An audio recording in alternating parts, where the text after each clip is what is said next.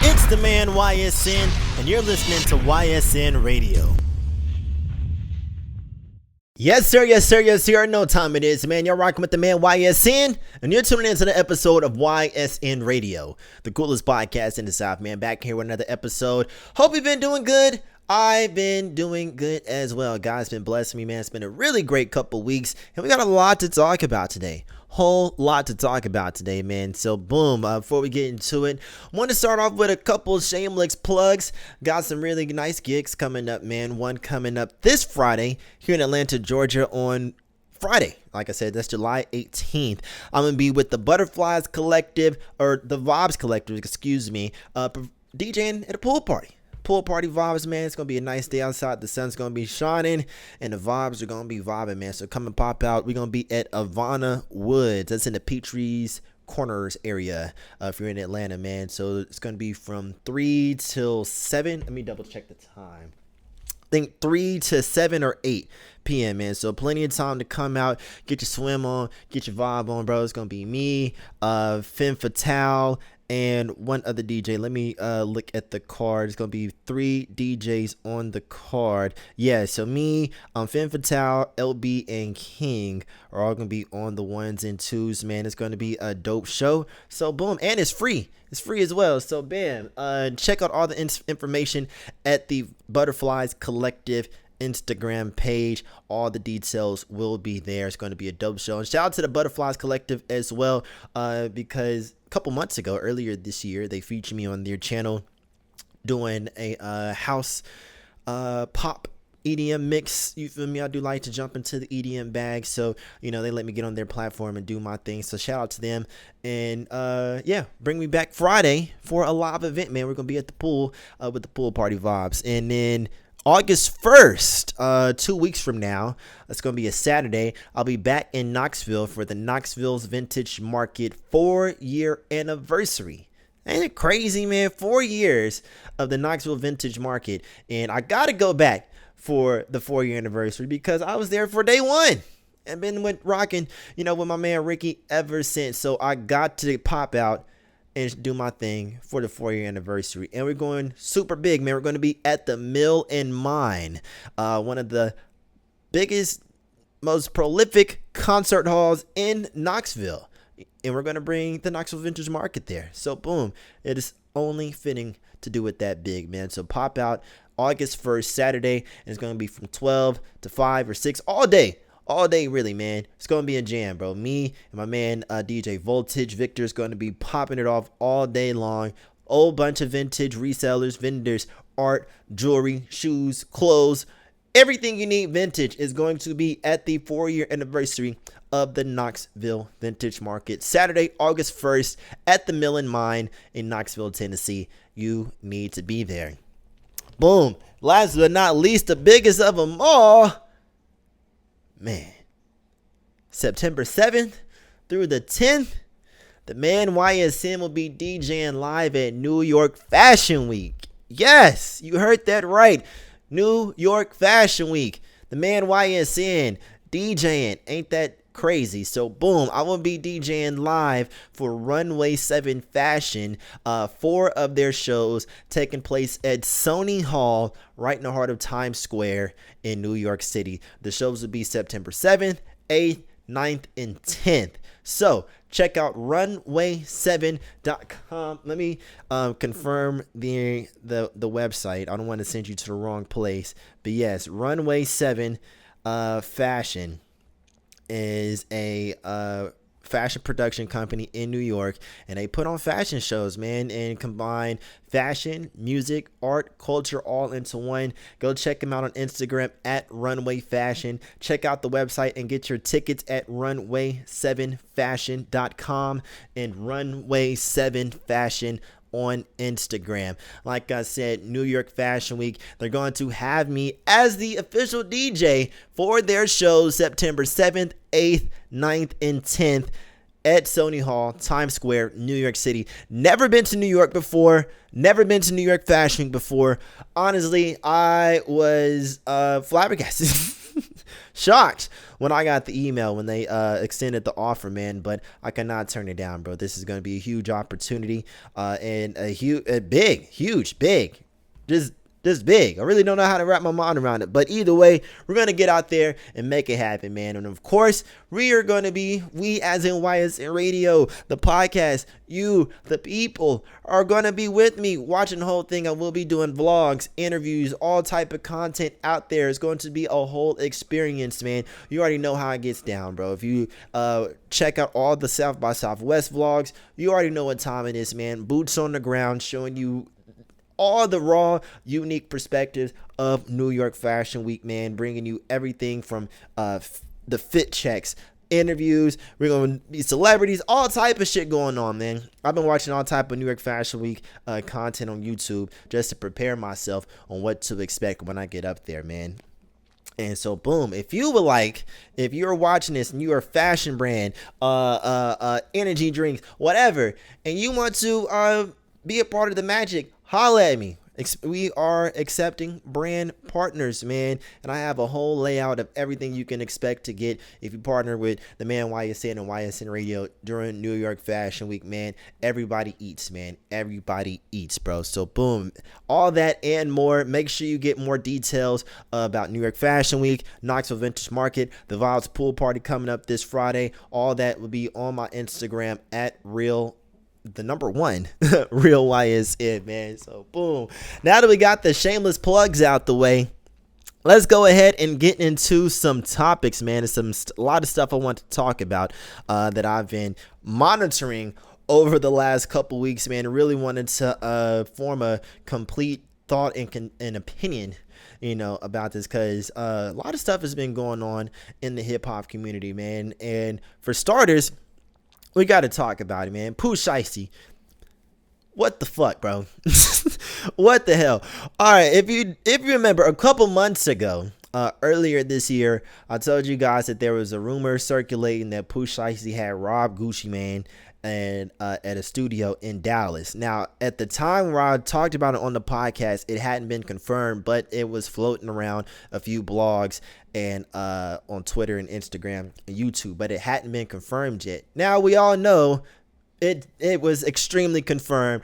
Pooh Shiesty, Big 30, and Pooh Shiesty's dad, Mob Ties, and a couple other goons all got locked up for it.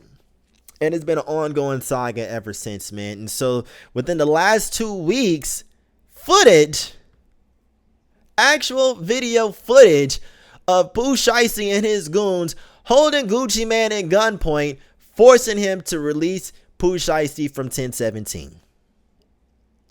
Actual footage, video evidence was released of Pooh Shiesty and his goons holding Gucci Mane at gunpoint, forcing him to release Pooh Shiesty from 1017 Records. This was the ultimate display of niggatry to levels that I didn't even know were possible. Now, do niggas get kidnapped every day? Yes. Do niggas get robbed every day? Yes. Does Gucci Mane get kidnapped and robbed every day? No. Does Gucci Mane get kidnapped and robbed on camera every day? Absolutely not. Never in my days would I thought any of this would be happening. You would think, well, not happening to Gucci Mane. You feel me? Because we do see all the time niggas, recording themselves, robbing, shooting people. You feel me? These are young. Those are like just random niggas in the hood. These are famous people. These are millionaires. Like real millionaires robbing and kidnapping. You feel me? And like, it's such a double-edged coin. It's like such a double-sided coin, because yes, it is absolutely stupid, boneheaded. Why the fuck would you do that in the first place and then record it?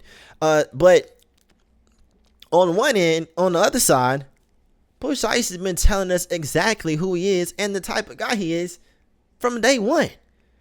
I mean, a nigga went to prison for 5 years for shooting and robbing somebody in his prime.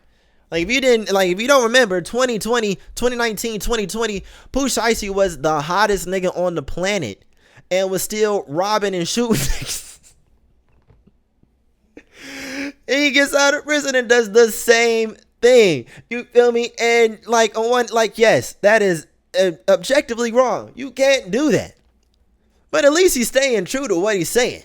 At least he's staying true to what he's saying. So you honestly can't be too upset at somebody being exactly who they're telling you that they are.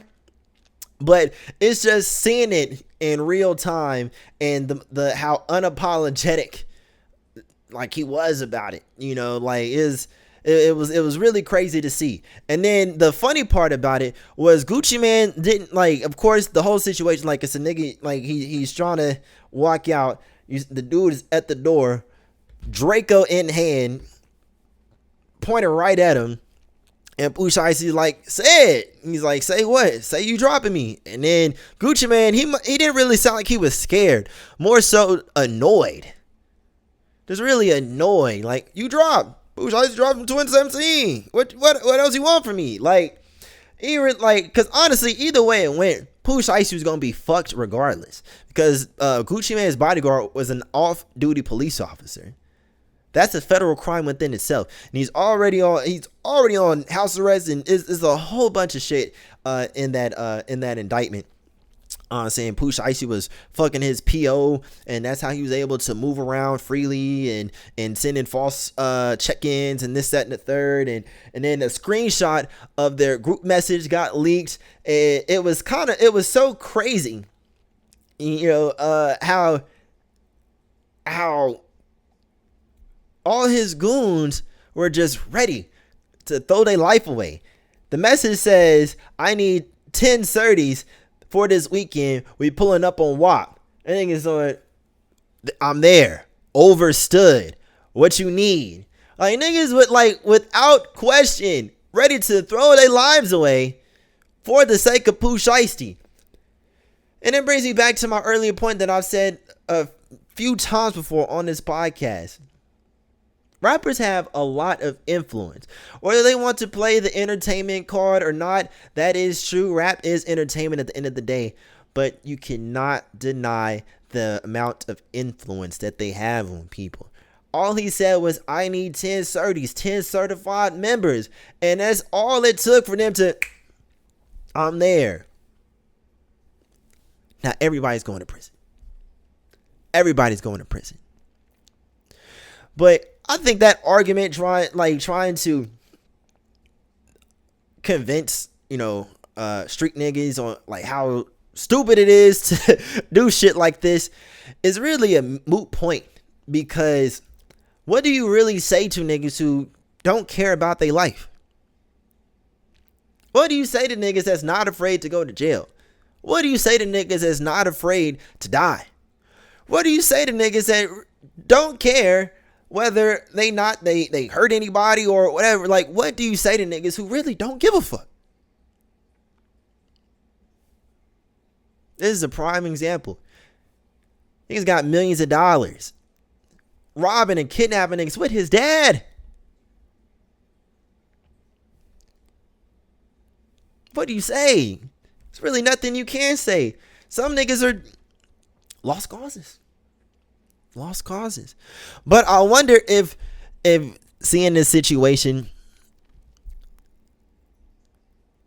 like, to fans, and seeing like, all right, well, you know, like specifically like the YNs and young teenagers who look up to rappers like Pooh Shiesty, Dirk, Young Boy, do they see like all the trouble that they go through? The RICO cases, court cases, you know, friends dying and shit. And it's like, damn, maybe I shouldn't go down this path. Or do they look at it as, hey, that's what real niggas gotta go through? I don't know. Like I said, I'm a sidewalk nigga. Sidewalk nigga looking in. But it's crazy because this isn't our culture, but it is a part of it. It's a huge story. I'm a big fan of Pooh Shiesty's music, just as well as I am a fan of Gucci Mane's music. But we can't, fandom aside, this is crazy. This is crazy, man. And, you know, and it's wild because, you know, like logical thinking people, you know, have been able to look at the situation with, you know, discernment. And like, yes, this is stupid. Why would you do that?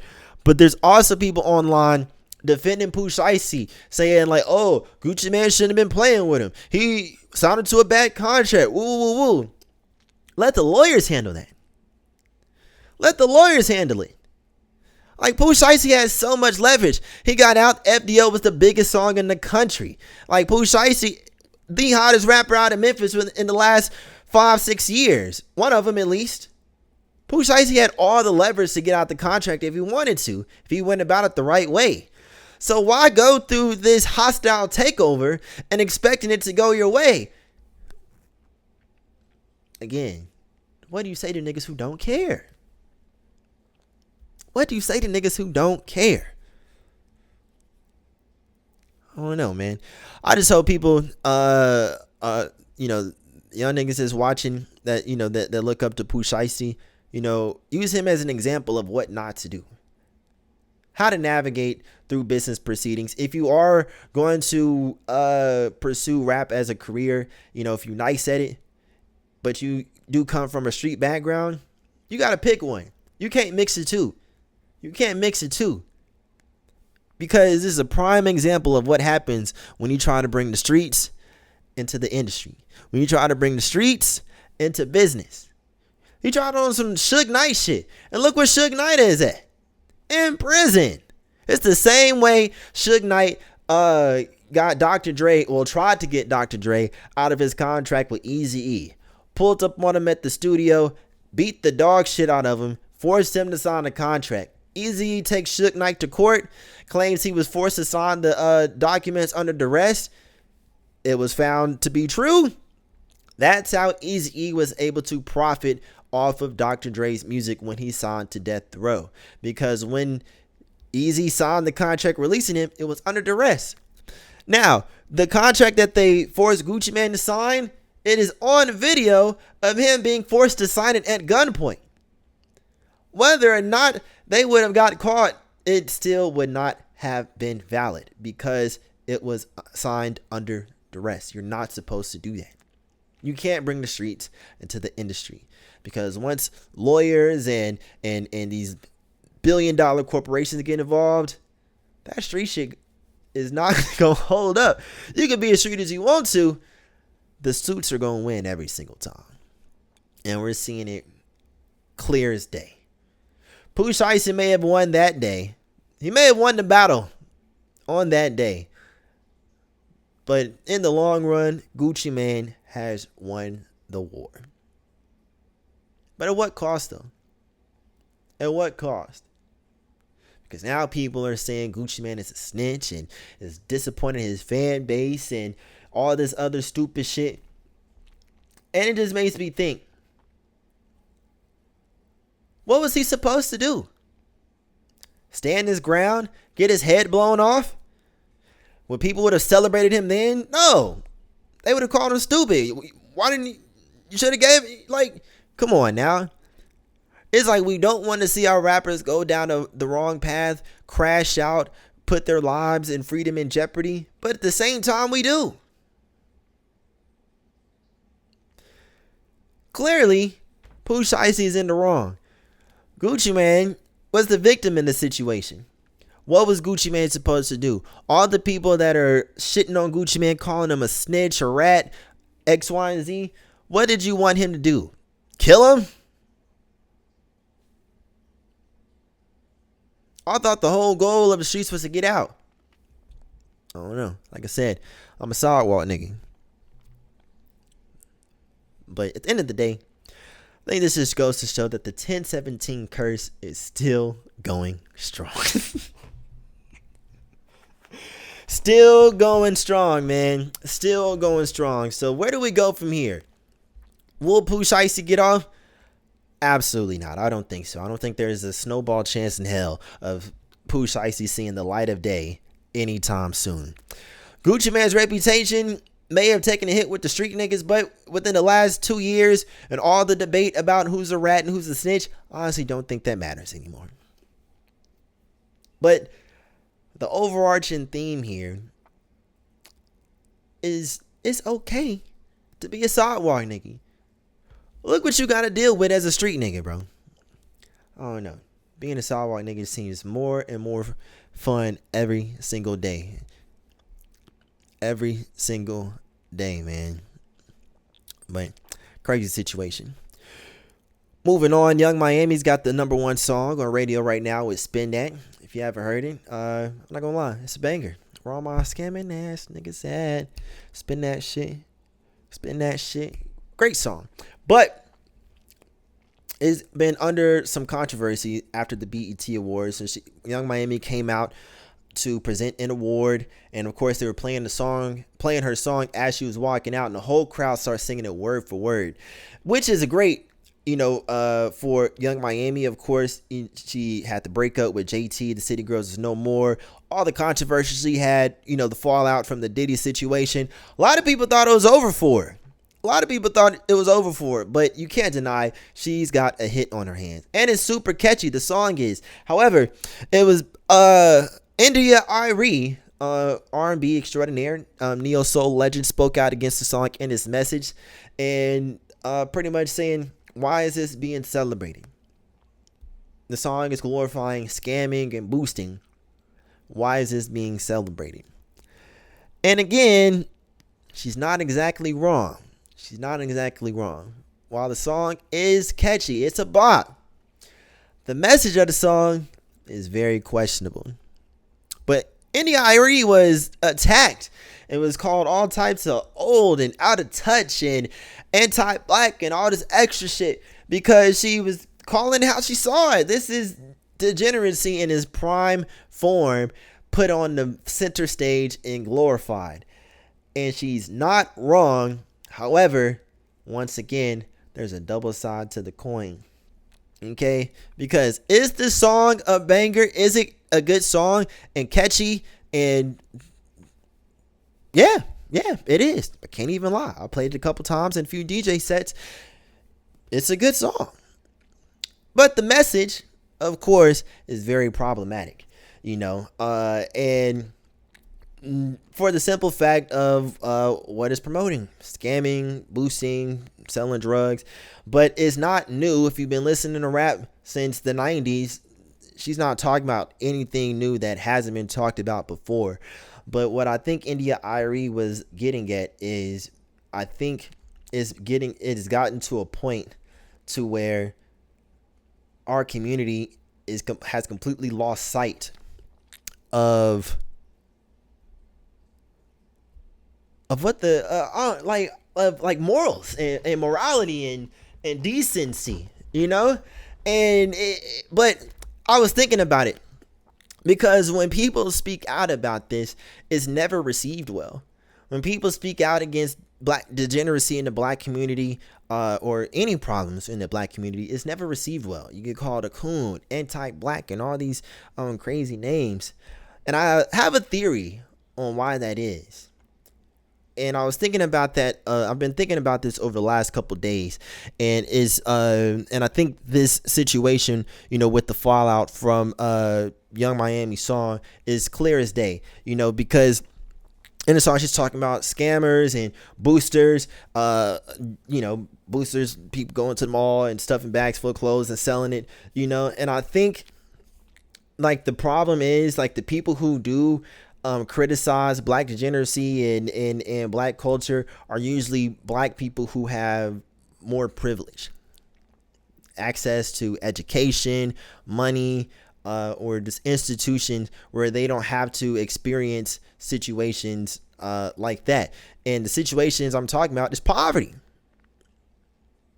At the end of the day, I don't think it's like degeneracy is a black thing as much as it is a poverty thing.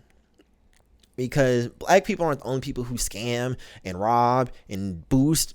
White people, I worked in retail for years in college. White people still just as much, if not more than black people. Okay? So it's not a black thing.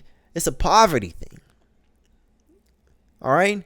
You growing up in poverty, you're growing up in an environment where job opportunities are low or non-existent.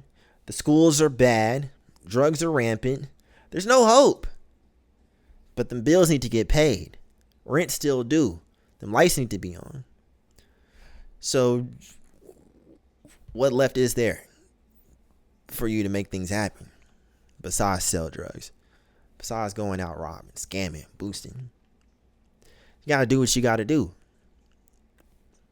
On the flip side of that, you have other black people who were born into better situations. They had two parents in the home.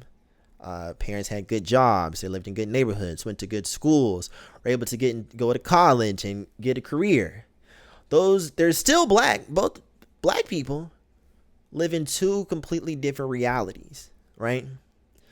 Now, the black person who grew up in poverty and had to resort to unfavorable things in order just to survive, of course they're going to move with a chip on their shoulder. They're living in the struggle.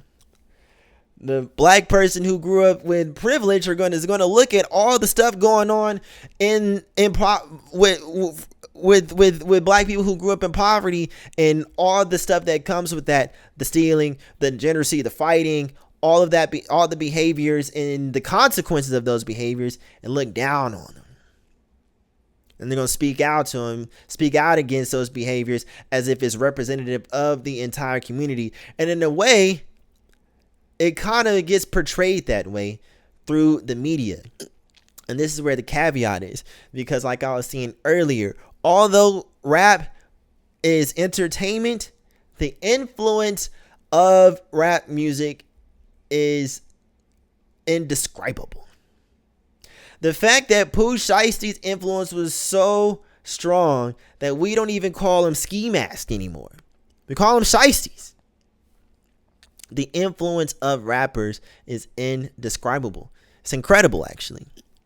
And that's a good and bad thing, because while they're able to rise up out of these horrible situations of poverty, they're making music where they're sharing their experiences growing up in these environments, and which, like I said, is not bad. However, the influence that they have is poisonous to young kids growing up who don't know any better. While yes, they are sharing stories of their life and experiences, to young kids listening to it, it's more so of a manual. It's like a directions on how they should live. Well, I grew up in the same neighborhood as they did, but shit, I'm broke as fuck, and he's telling me to go rob and scam, and he's got millions of dollars, so maybe that's what I gotta do. Is that smart? No, but that's exactly what happens. And now, I don't want to equate struggle with black culture, because black people are not a monolith. But we can't just ignore the fact that poverty is not rampant amongst black people.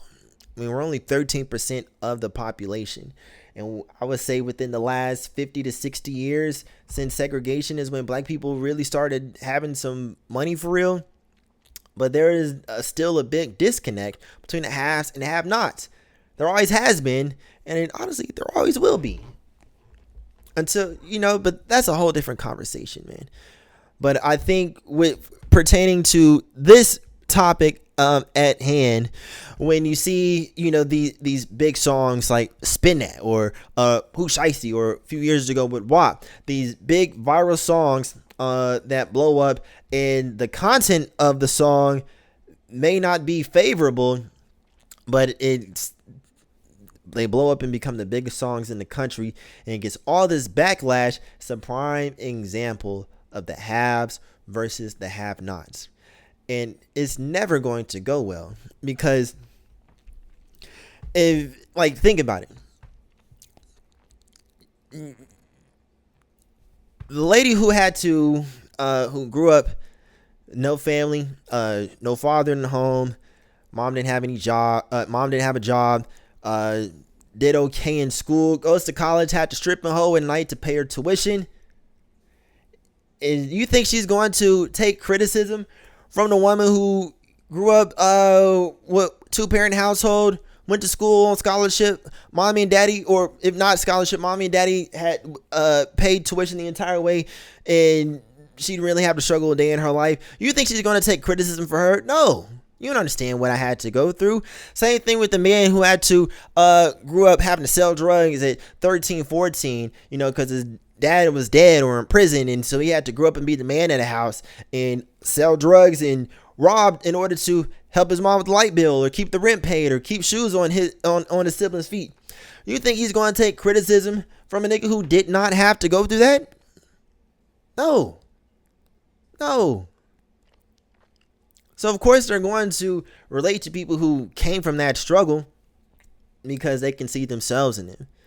They can hear their stories in these songs, and they're speaking for them. They're speaking for the underdogs. They're speaking for the struggle, and that's always going to win. That's always going to win. You feel me? Because especially in America, there's always going to be poor people. It's just without poor people, there will be no capitalism. Plain and simple. You feel me? So I don't know. I think this whole argument over black degeneracy and respectability politics, I think it's a very I don't want to say pointless, but anytime this argument comes about, it never goes well. It's more so of a tail chaser of an argument because it's just finger pointing from the haves, finger wagging at the have-nots. And neither one is going to listen to either side because it's like oil and water, man. It's like oil and water.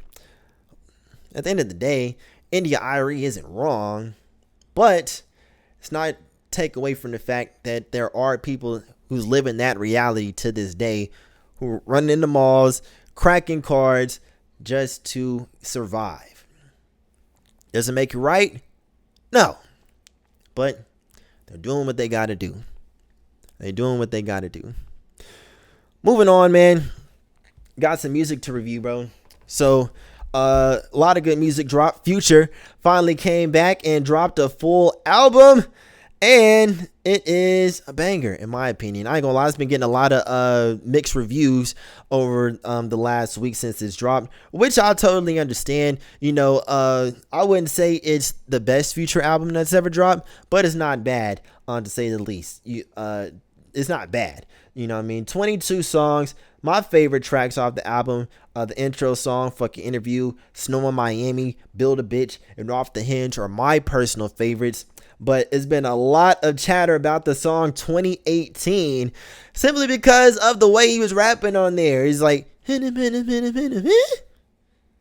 not what he said, but that's kind of like the cadence of Ice. But 2018 is probably the most controversial record off the album. But I think like the last project he dropped, Mixtape Pluto.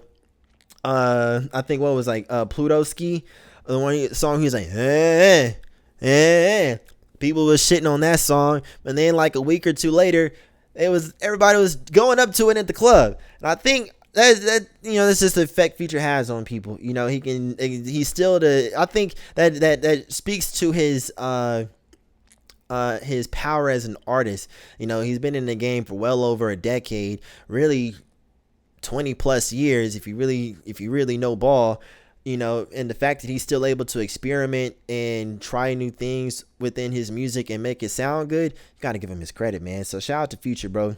The real me gets a good stamp from me. Now, another artist that I checked out over the last couple weeks is a guy named Infamous. Infamous spelled ENPHAMUS.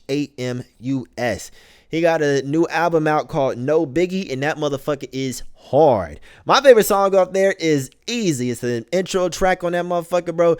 Please go check that out, man. I think he's from Atlanta. And dude's hard. Brand new artist, man, is just coming up. But yeah, the No Biggie album goes crazy. Like I said, my favorite song on there is Easy. He do got some other tracks on there that goes crazy called Pluto or YK. You Scared, Ghostbusters, Big Homie. He got Project Pat on there as well on the song track 7, Secret Indictment, man. The whole album goes wild, bro. So make sure you go check out Infamous, No Biggie. It's out right now, man. So those are my two favorite albums that has been in my personal rotation over the last couple weeks, bro. But I'm gonna go ahead and close it off right there. Like I said, got a lot of really dope events coming up. Before we get out of here, just going to plug some more. This Friday, DJing the Vibes Pool Party at Ivana Woods out in Peachtree Corners. That's from 3 to 7 or 8. I think, the vibe is it's a pool party, so it's really no end. So that's going to be this Friday, August 1st. We're going to be in Knoxville at the Mill and Mine for the Knoxville Vintage Market. 4-year anniversary, 4 years of Vintage Market vibes. You don't want to miss that one. That's going to be crazy. And later on down the line, September 7th through the 10th, I'm in New York City for New York Fashion Week. Yes, shout out to Runaway 7. We are going to make a movie with all of those fashion shows. So if you want to partner with YSN Radio, the man YSN, and get your brand in front of all the heavy hitters in the fashion, media, and entertainment scene, and everybody else, holla at me. Let's make it happen. Everybody's going to eat, man. With that being said, we're going to go ahead and get out of here if you made it this far. Thank you for listening. Thank you for watching. Make sure you check out all the episodes anywhere you get your podcast from. Apple Music or Apple Podcasts, Spotify, Amazon, iHeart, the whole 9 yards. Check out all the episodes and vlogs on the YSN YouTube channel. Got some really good stuff on there as well. Follow us on Instagram and TikTok at YSN Radio, and check out the website ysnradio.com. Until next time, same place. It's the coolest podcast in the South, YSN Radio. Let's go.